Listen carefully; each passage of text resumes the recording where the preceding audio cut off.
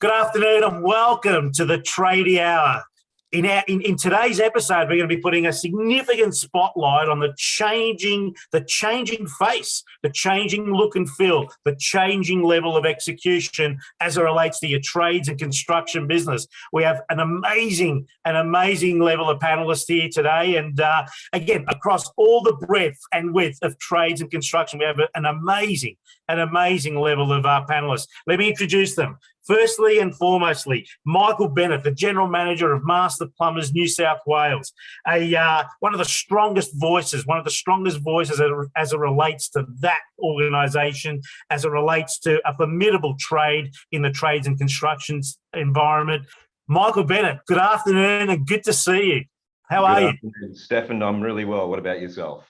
Mate, I'm really good, and I'm really excited about today's conversation because, in fairness, there's a projection that in 2054, Australia's population will be over 50 million, which means trades and construction, as we continue to navigate through what is right now a little bit of a tricky period, is always going to be at the forefront of industry and a significant sector in our economy. So I'm really excited about unpacking that with you and discussing a little further as to the changing face of trades and construction. Love to also introduce our next panelist, Paul Tyrrell, CEO and founder of Field Insight, a job management software that's truly making an impact as it relates to focusing on the HVAC predominant industry and growing its presence not only in Australia but also the US and beyond. Paul, good to see you here today.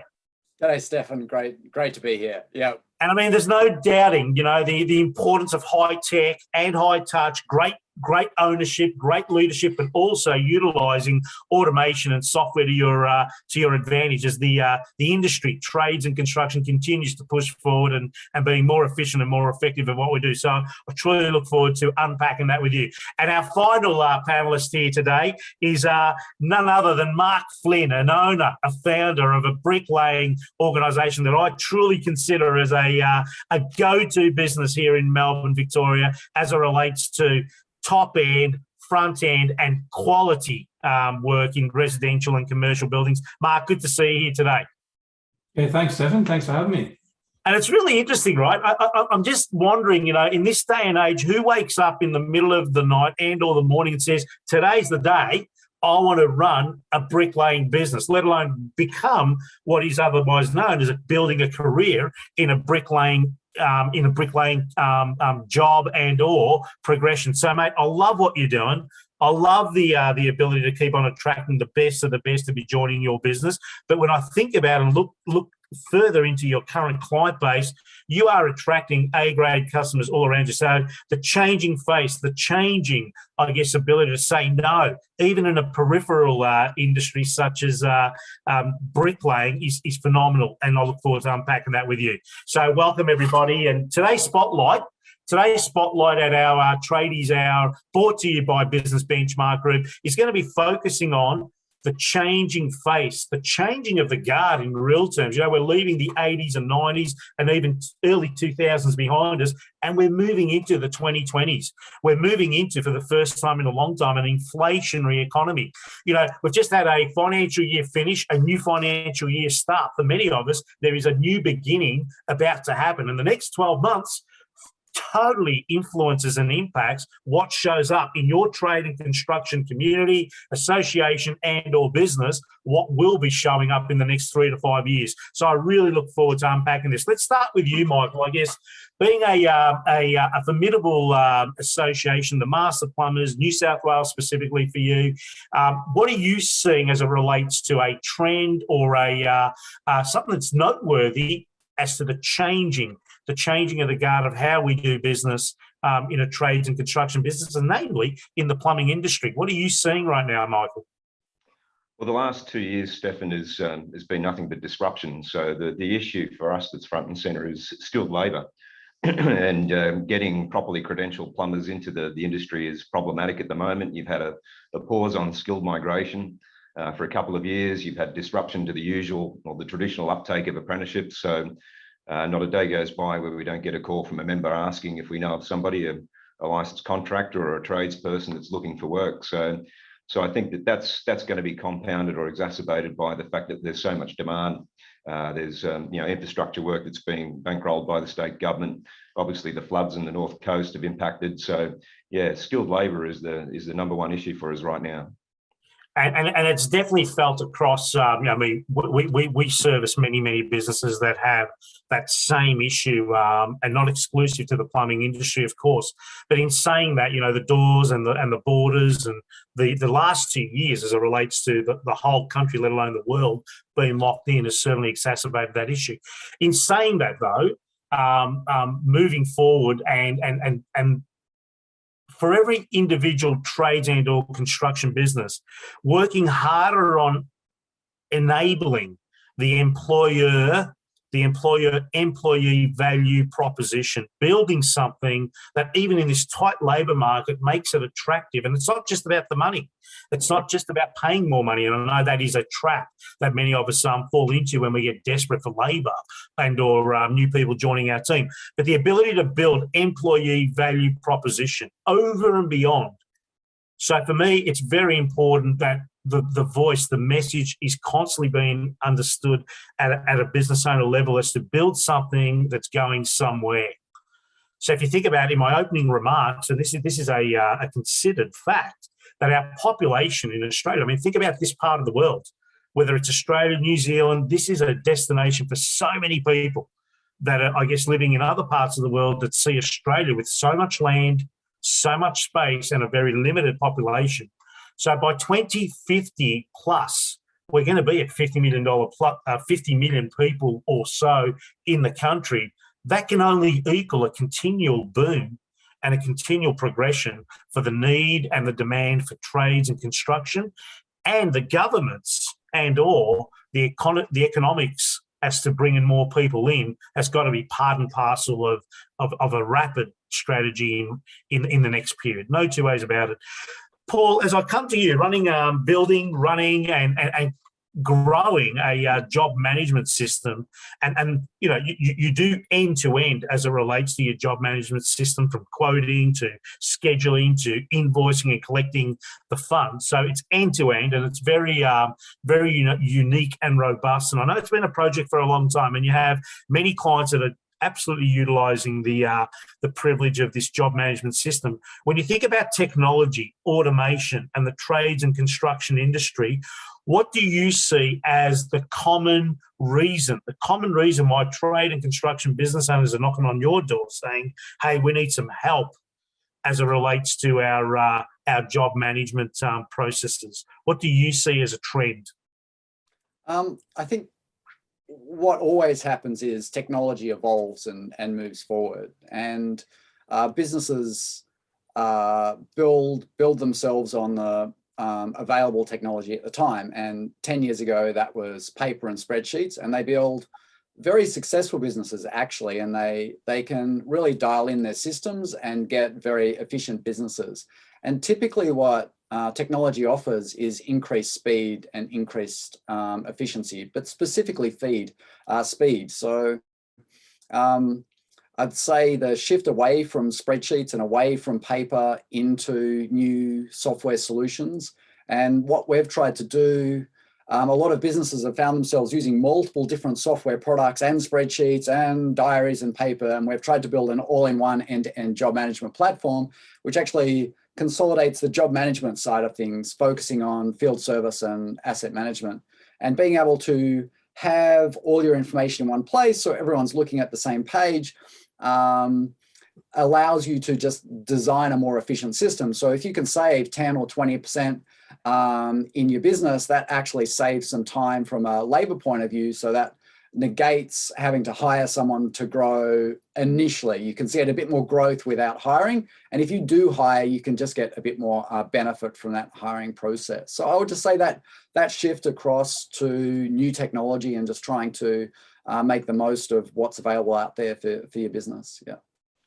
And what I'm seeing, and I see it every day, of course, in our business, a business benchmark group, is tradies and construction business owners, regardless of age, like even the 50-year-olds, the 60-year-olds are embracing and certainly paying attention to, we've got to do this better. and it's got to be almost one touch and one place, as you just shared. So the 30 and 40-year-olds, and Mark, you're going to represent that in a moment, right?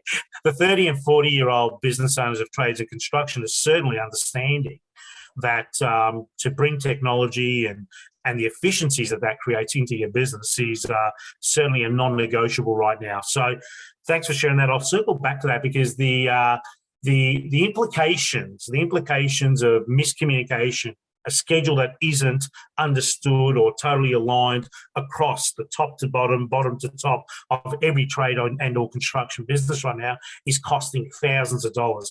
And when margins are getting eroded by the day, by the job, then you have to be continuously looking at which other parts of the business can we improve efficiency and or minimize overhead, right? Yeah. So great segue into introducing Mark and an amazing owner of a trade-based business in bricklaying, let me say, which is a peripheral industry. And it's always harder to become a benchmark business in a peripheral industry is what I see and what I know. And power to you, Mark. I love what you do. And watching your growth over the last 12 or so months has been phenomenal. What do you see as, I guess, the issues that need to be solved, the problem that needs to be solved as it relates to trades and construction? You come from a feet in the ground, let's say feet in the mud in this period in Melbourne with all the rain and what have you. But how do you see the trend of the problem that needs to be solved, mate? Yeah, number one for us at the moment is the scheduling of projects, and projects being delayed. So there's labour shortages and that out there, but we find that we're given a program with start dates, completion dates that just aren't hitting the mark at the moment. So communication needs to rise from both sides, from the contractor and the builder, and more updates and more regular contact in programming. We're currently working on an average delayed project, so that if you call us with a project in December, we know we're probably not going to see you till Feb, based on the current market and the way the industry is moving. So how are you? I mean, your business is totally reliant on the schedule of the developer or the builder or the customer, whichever way it goes. It's totally reliant on that. And in fairness, your trade would come in at different stages throughout the build. So what are you seeing as, because what you just said is profound, right? If you're originally scheduling something for October and you're turning up now in February, no fault of yours, what's that doing to the business, the cash flow, the ability to hold on to talent? Are you now starting to think, shit, we'll quote jobs that are needing us in November, knowing we're going to be there in March? But what happens if all this gets realigned and sorted? What happens to what could be an uncomfortable squeeze back on you to be, no, we said September, now we didn't say February, why aren't you here? What happens if that turns up for you? Because that is a trend that can definitely boomerang very quickly, particularly as the borders grow and open. I don't currently have the answer to that one, Stefan. Well, and thank you for being honest there, but in fairness, I think you would need to be thinking about a plan B. I think understanding the trend of what's actually happening in the last 6 to 12 months, which means job schedules are being pushed out because of the lack of materials or the lack of labour, and upstream the trades are struggling, particularly trades with timber and or metal are typically struggling right now from a material procurement point of view. So if that's what's happening and it's pushing everyone else out, and that's what you're experiencing, there will be a time when that gets corrected, because the investors are not going to be okay to be having their properties or developments being finished 15 months after schedule forever. So at some point, it's going to come back to. So my recommendation, or again, just in this conversation, Michael, how would you advise one of your members in New South Wales, a plumbing business, as it relates to, okay, the schedule's getting pushed out, but at some point it will come back in, and then you're going to be held to account to deliver, and or liquidated damages might turn up unnecessarily. How would you recommend a member of yours deal with that? That's a really difficult one. And like Mark, I don't know that I've got the complete answer, but obviously it's about managing your resources and your costs. What can you be doing with your team elsewhere if a job's being held up? Are there alternatives? Is there maintenance that can be done instead of some commercial stuff? So it's about juggling the jobs around a little bit and trying to maximise cost efficiency where possible. If it means putting some of their employees on annual leave, those sorts of things are a consideration. And I love where you just went there with, I like taught very early in business to, if you're running an ice cream shop, in other words, it's seasonal, it's very busy in summer. Winter is typically a down period. As a reference, this is an example. I got taught very early in business that if you're running an ice cream shop, then it's your job as an owner or leader, and you must do your job versus hide under rocks, turn it into a soup kitchen in winter. So as it relates to many of the trades, that ratio of work between business to consumer versus business to business, or that ratio of work that equals project versus maintenance or service. And in Mark's case, again, we're just riffing here, mate. Thinking about, okay, you do those bigger projects. It could be, $100,000, $200,000, $300,000 projects, but having an army or a team of people that are doing brick fences for the consumer at $10,000 a pop, because they ain't or don't have necessarily, and this is just an example, by the way, for the sake of the changing face of trades and construction, to have a bank of $300,000, $400,000, $500,000 worth of work in progress in front fences or brick fences, which are literally 5-6 day jobs for 2 guys or girls, I think it's to your advantage as it relates to a plan B. And if you're building team right now, and building team is one of the hardest things that we're hearing in the market across Australia, New Zealand, and the US. Labour is tight. It's your responsibility not to take your eye off continuously hiring A-grade people. And there's no perfect time to hire an A-grade other than now. So if you're building that team, then it's your responsibility as an owner to be thinking a little further as to, okay, if we had a dip in productivity or production or schedule, we can't continue to give people annual leave at a time when they don't want it, because that's going to equal a bad culture. And you can do it occasionally, but not forever. So can we create the soup kitchen in winter while we're typically an ice cream shop in summer? Of course you can. So it's the thinking, it's the business owner time that definitely influences that. From your perspective, Paul, again, running a end-to-end job management system that totally is a one-click, one-touch, end-to-end approach in what you've built, what are you seeing as it relates to that variation of project work versus maintenance work? What are you seeing as it relates to your customers and what they're suggesting or seeing as their split between end user, trade, or project versus maintenance? What are you seeing as a trend in that combination?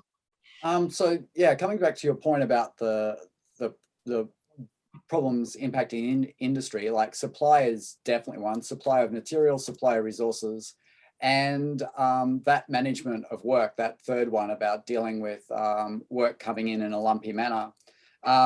What we've had some customers do really successfully is automate the maintenance side of work. So what they do is there's normally an annual service, say with HVAC or any installation work. So they schedule their maintenance work to be the off-peak time. So when they're super busy, they're pushed out 6 weeks. And then when it's quiet, they turn on the maintenance tap. So they actually just schedule their maintenance to be, even though it's not strictly 12 months, right? So they're smart. So they bring it forward a bit or push it back. So they sort of smooth things out with a maintenance point of view. The material supply is really, really hard because you just can't get it, or you can get it, but shipping's really expensive and containers are really expensive and supply is really restricted and prices are going up. So we have an insulation business because we've sort of widened out of HVAC a little bit. We've probably got 30 different verticals we help now, but we've got an insulation company and they just, they found it very hard to lock in the product they were going to supply for an insulation job. So they changed their quoting process to just have a generic product at the start, not lock in the product until the day before they go and supply, and then they choose the R value they need for the insulation, and then they choose that product. So they delay as possible, as long as they can, the actual choosing of the product.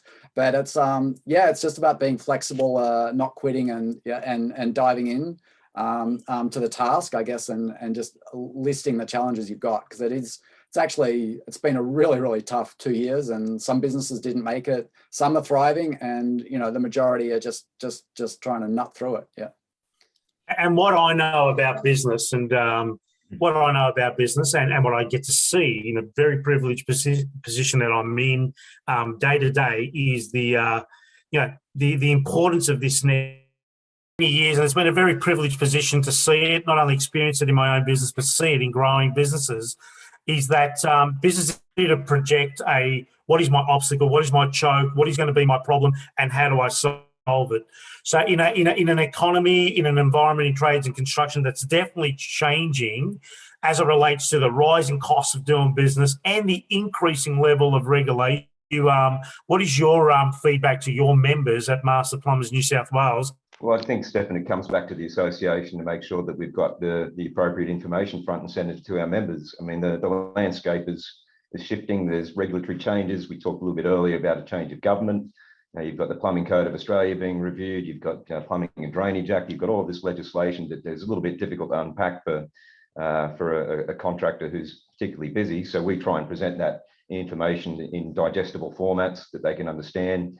And obviously, we're on the other end of the phone to answer questions about how they navigate some of that complicated landscape. But the pricing, the materials going up, the cost of labour going up. I think it's fair to say that our members approach that in a fair and reasonable way. Particularly in regional towns where the local licensed contractor, the worst bit of marketing he could possibly do is take advantage of a local. So I think we've got a pretty sensible approach to dealing with some of the challenges that are on the horizon.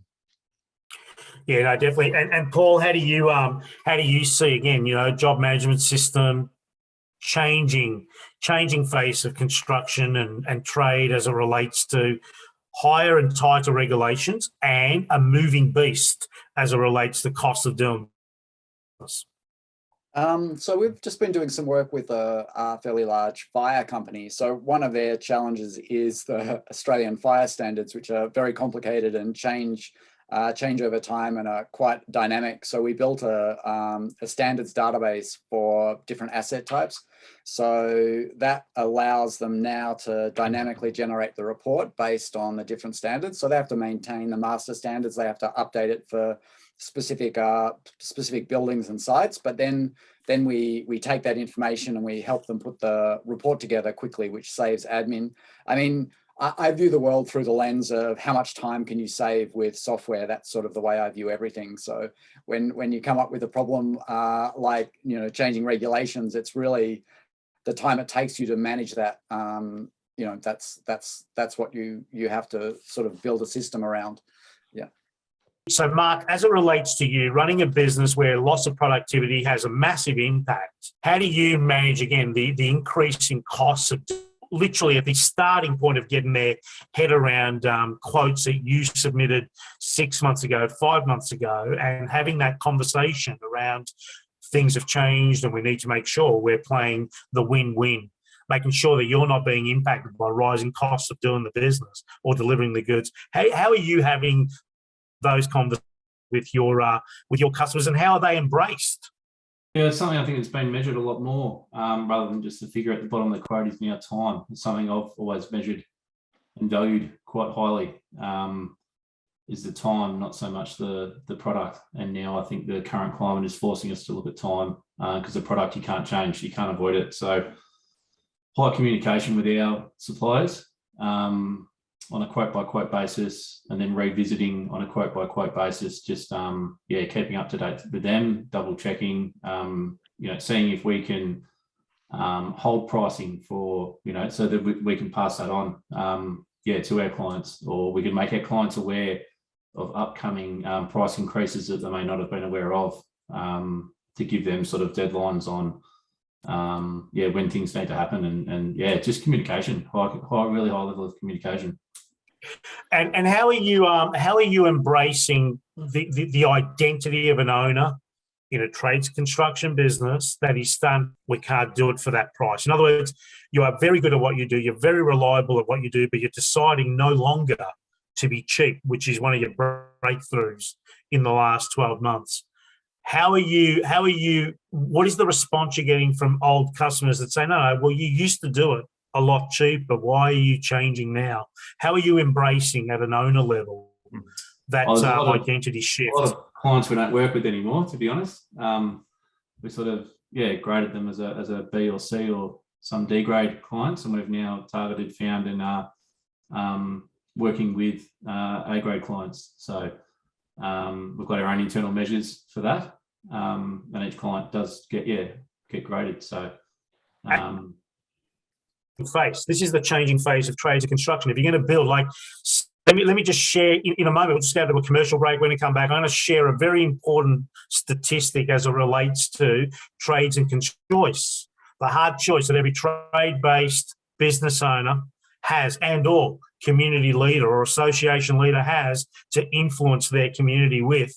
The hard choice: 60% of trades and/or construction businesses will plateau in the next 2 years. In other words, they're going to be going backwards in real time, financially, spiritually, and emotionally. So what is it that moves us towards the 30% that are going to grow and/or lead businesses towards what will be an undeniable, amazing next period in property and/or trades and construction in Australia? And then the 10% that absolutely make it to being a benchmark business. So in a couple of moments, we're going to come back and share our thoughts and views on the hard choice as it relates to being owner of a trade-based business, as being the best tradie in a trade-based business. Preview.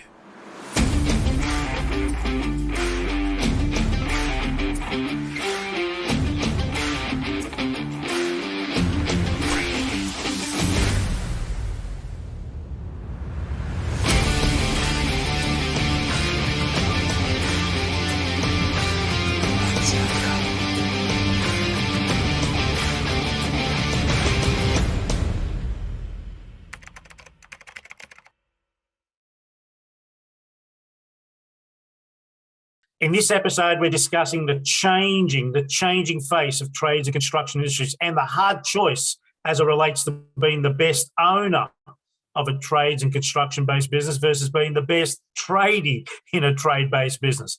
60% of trades will remain on a plateau. In other words, they're going to be going backward, falling behind. 30% in the next 2 years will be achieving and continuously growing and a sustainable and predictable for profit business.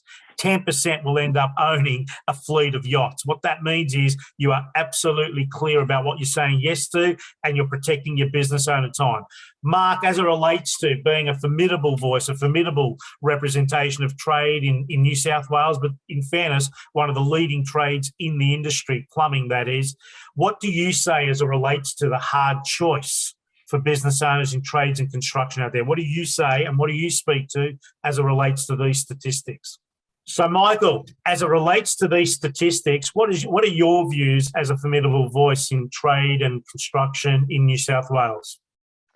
Well, I think the landscape's going to become even more hyper-competitive, and the reality is that if our members start competing on cost, then it's going to be a race to the bottom. So it's about doing your due diligence on those clients that are reliable, and ensuring that you're actually maximising efficiencies with your resources and focusing on those A-grade clients, as you call them.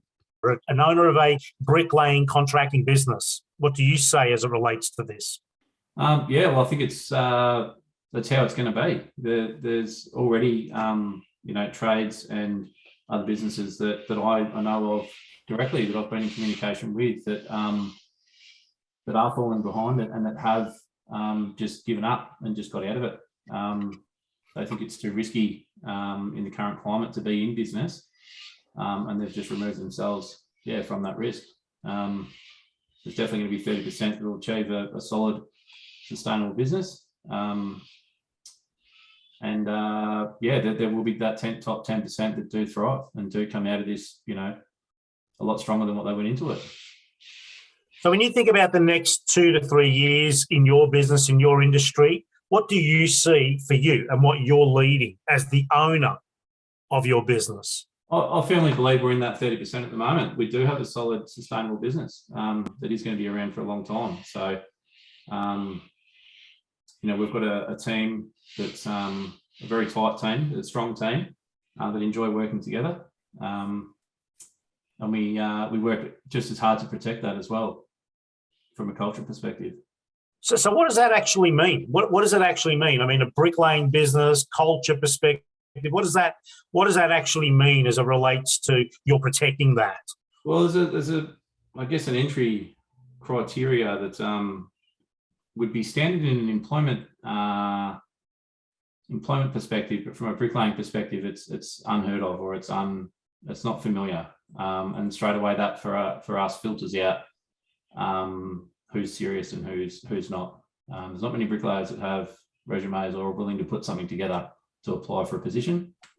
Traditionally, they're used to just turning up with their tools, and if you're any good, you'll stay. If you're not, you'll get told to go home. So that's something that we're changing. Basically, it's the first hurdle, I guess. And as it relates to building that business that stands the test of time, how much effort and energy are you putting into future leaders in your business?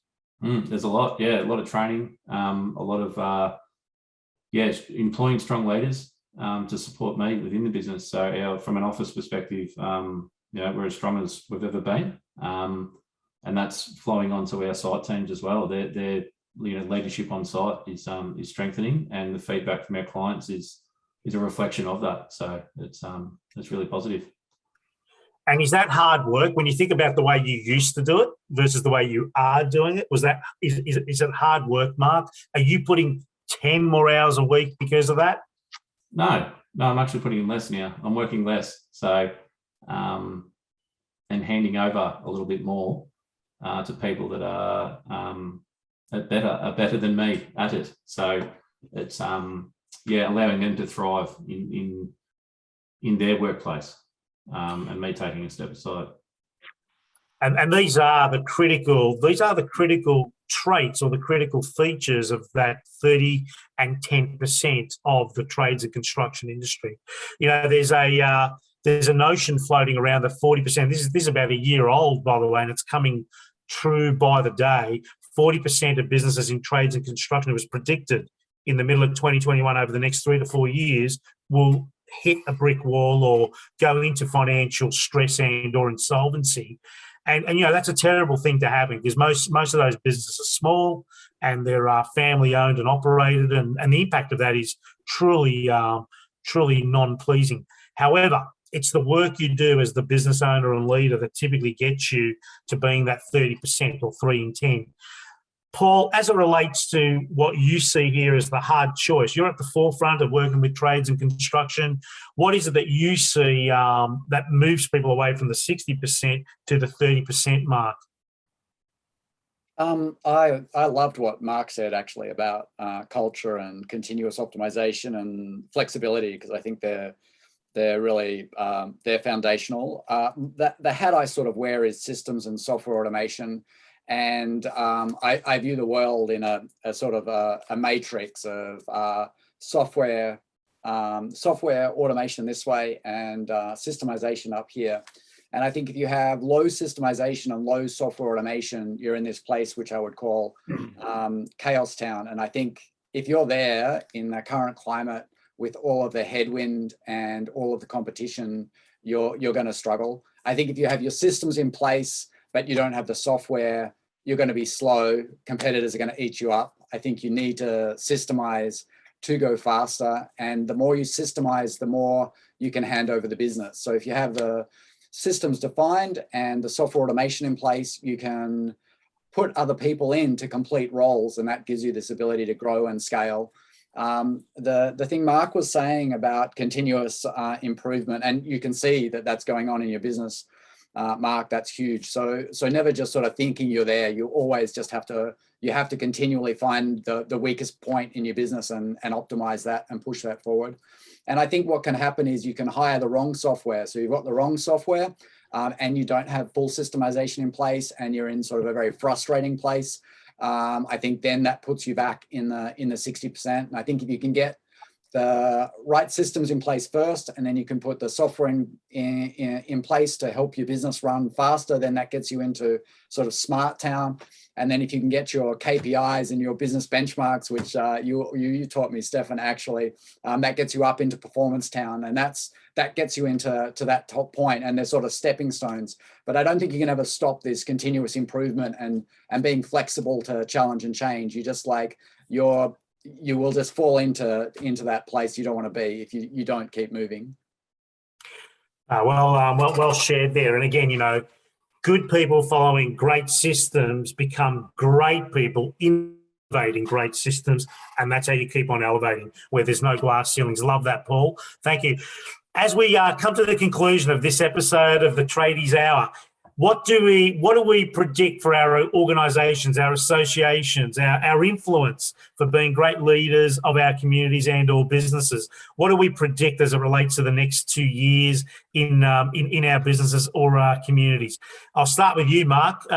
What do you predict for your business in the next 2 years as it relates to moving forward with the momentum you have? Well, for us, it's looking pretty good. It's looking very broad already. Our work in progress at the moment, future work booked in is at a record all-time high. We're actively hiring in those areas, more specifically for targeted employees of who what we're looking for, the areas that we have the work in, and the areas that that those future employees are in. From an industry's perspective, I think it's a bit of a dangerous time. We've had to tighten up our contracts.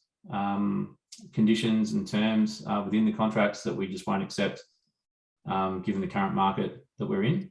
But yeah, because I think it's also a bit of a dangerous time to be in business as well, especially in construction. We've had a few, top end of town builders in the country have gone into liquidation. So I think there's a bit of a fear for all subcontractors of not knowing who's going to be next, and whether you potentially are or have worked with one of them, you won't know until it's too late. So from an industry perspective, I think it's going to be a challenge, but yeah, there's things that we can be doing to minimize that risk with every project that we take on. So well done, mate. Awesome having you here. Paul, how do you see the next 12 to 24 months for Field Insight? What are you seeing as it relates to the immediate future for you? I think people are cautious in the current climate, but businesses which are pushing forward in this climate when other people are cautious is where you jump ahead. So I'd say the businesses which are surviving and thriving in this climate will do really, really well as we come out of this. There's a lot of fear in the market that we'll have a fairly deep dip, but my feeling is it's a temporary constraint. It may be a 6-month or a 12-month or even a 2-year constraint, worst case, but we will come out of that. And as you say, with a growing population, and even just there's a backlog of so much work which needs to be done that like everyone actually just wants to go forward. So I'm optimistic, but I do think you just have to be cautious and not reckless, and protect yourself in that path to growth, I think. But it's definitely, the opportunity is there in this climate of uncertainty. Yeah.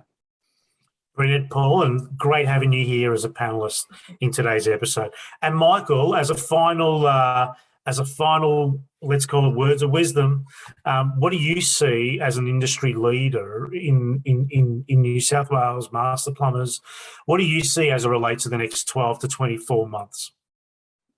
Well, primarily our focus will be on advocacy and lobbying, particularly around the integrity of the licensing regime in New South Wales. But additionally, we'll be focused on services and benefits to the membership. And our mantra is that we want membership to be essential to plumbing contractors in New South Wales. But I think one of our primary focuses is going to be around that skills piece. being front and centre, particularly as we mentioned with the change of government, what that's going to look like in bringing in the next generation of plumbing contractors. Yeah, excellent. And look, from my perspective and what we're seeing here, being at the forefront and looking under the hood of many trade and construction-based businesses, what we're seeing is the next period is about cash flow. It's not necessarily about growth. It's about truly keeping your powder dry, being really clear about where your cash ins and where your cash outs are coming from, and most importantly around that piece called cost of sale, cost of delivery, cost of efficiency and effectiveness. That piece there, as we constantly educate and guide and totally admire our customers that take our lead, it's not about being big.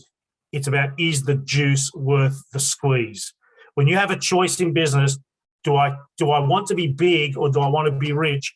Always choose rich. So therefore, the next period is truly about cash flow and protecting the consistency around that versus growth for growth's sake. The Tradie Hour, brought to you by Business Benchmark Group. Thank you so much. Mark Flynn from Brickett, Michael Bennett from Master Plumbers New South Wales, and Paul Tyrrell from Field Insight. Have a great afternoon and evening. Thank you so much for being here. Cheers to you. Thanks very much. Preview.